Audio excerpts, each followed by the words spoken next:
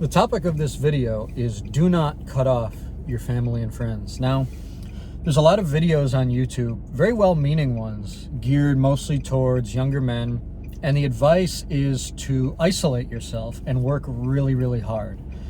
And I think that there's something to be said for that message, because obviously if you're out hanging out with people every night or at family obligations and your time is just constantly being used up and you're not able to pursue your dreams and what you actually need to be working on, then that's a very significant problem. So there's a kernel of truth to it. If you're just constantly running around from place to place, you're not really going to get anywhere in life. But I think this message gets taken way too far. And I think it's a very dangerous message, because especially when you're a young man who doesn't really have anything going for him and you're working really hard towards it, you need to be prepared for that to take years and years and years to actually pay off in a tangible way. And so you end up in a very difficult situation where you're self-isolating yourself for what is essentially years, with no guarantee of when that period of self-isolation is going to end. Probably it's going to last, for me, what it took from putting in work to getting the result that I'm now seeing, 10 years? Honestly, 10 years in these creative fields. You have to be ready for that, and you have to be prepared for it. And I think the idea that you should isolate yourself until you achieve that success, I think is very, very dangerous, because when people are very isolated, let's look at it in a religious context as well. Emil Durkheim's famous study of suicide determined that in modern societies, without a very strong tribal, spiritual, religious community, cohesive framework undergirding everything, those societies without that were modern societies, that were post-industrial societies, had much higher suicide rates than those tribal societies that we would think of as primitive or less sophisticated. But if they're so primitive and unsophisticated, why are people not taking their lives as much? And a primary reason for that in Durkheim, and then I think the common sense of history is sort of borne out to a degree, is isolation. There are no longer rituals that people participate in that make them feel like they're a part of society. People feel like they're outsiders to society. They wake up, they walk to Starbucks, get a coffee, walk home, work really hard, walk to get lunch or order lunch in, work really hard, and you're not interacting with anybody, you're not doing anything. The little hands, the unseen labor that keeps civilization moving is all totally invisible and totally abstract, and one just gets the perception that they're essentially a pod person. You're just in a pod working and there's nobody else out there, and it's just what you can rip out of the world with your cold, dead hands. And this produces a very negative and antisocial attitude, because we're not supposed to live that way. We're meant to be social beings. Where 2 or 3 are gathered in my name, there I am, says Christ. We're supposed to be in community, and I understand that community can get stifling as well, so there's a seesaw to this. There are 2 conditions here. There's not just a thing to avoid and then a thing to plunge into with no regard for yourself. If you're socially exhausted, you need to have that battery recharge. Not even your battery. What a ridiculous metaphor. It's your whole spirit. It's your whole life essence. That's got to be allowed to settle and come back for you to just have more to give socially. Of course, especially if you're introverted. But cutting off friends and family, I think, is very dangerous. Especially, family is all we have to a very real degree. It's funny, there's a Michel Houellebecq quote. He's considered a very kind of controversial author, but ironically, he has one of the most pro-motherhood statements that I've ever read in literature in any language. In this case, French literature translated in English. What he says was, our mothers give birth to us and raise us and give us everything, and in return we leave them.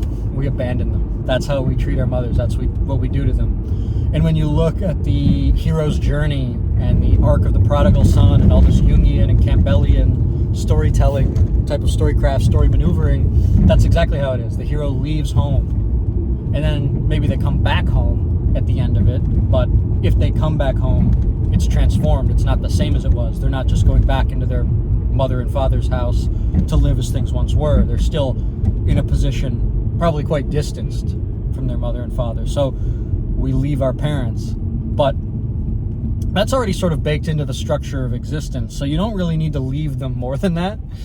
And I understand toxic parents and abuse. I mean, I really don't understand it. I haven't gone through that personally. So if that is your particular situation, then that is your particular situation. But I think in many ways this advice has been given in the context of like being a workaholic, of like really just striving for your dreams and not letting people get in the way of that.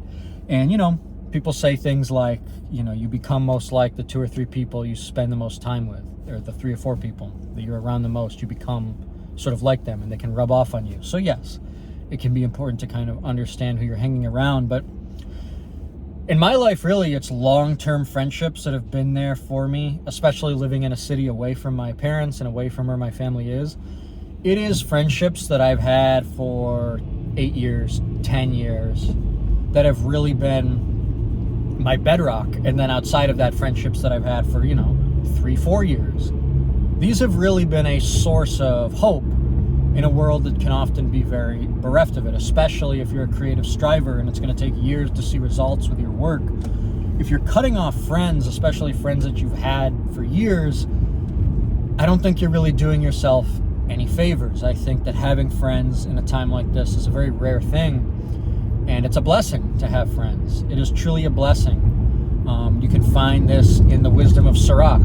Explore those verses. I don't have the exact numbers at the moment, but a good friendship really brings light and hope into your life. And especially if you're not married, you don't have a family yet, friendship is what you need to lean on, because you're not supposed to be isolated. You're not supposed to be alone.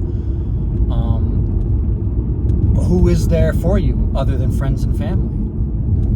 And I mean, especially when you're young and building your life and you don't have things together yet, having that sense of humanity accessible, just having a mutual humanity, a relational humanity that isn't just isolated prayer. It's really important. It's really, really important. And in order to really fight for a society, you have to feel like you're a part of it. And the way that things are going, people are not a part of society. They're not being inducted into it. They're sort of just being left at its outskirts and told, grab at the scraps. Oh, you couldn't get a hold of any scraps? Be miserable then. I mean, that is really what's being told to young people at this point. So if you have friends, don't cut them out. Rely on them. Grow closer to them. Cultivate those friendships. Grow those friendships. And same thing with family. If you're blessed enough to be close to your family, because many of us have moved in pursuit of jobs and dreams, and we're just not near our families right now. So when we can see our families, when it's holidays, it's fantastic. I couldn't imagine what my life would be like if I couldn't go home and see my family for Christmas and, a few times a year, and for those major signposts. And it is really a blessing, because some people's parents have passed away. Some people don't have good relationships with their parents. You really have to be grateful for everything that you have, because it's all going to be going away one day. Our parents will pass away.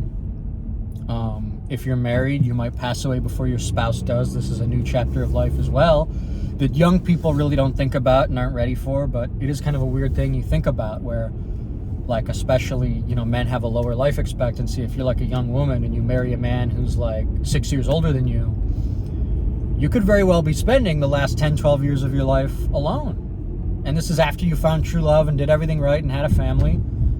You still wind up alone due to just the structure of life. And so cherish these relationships while they're here. Cherish these bonds while they're here. Do not cut off friends and family. That's my message.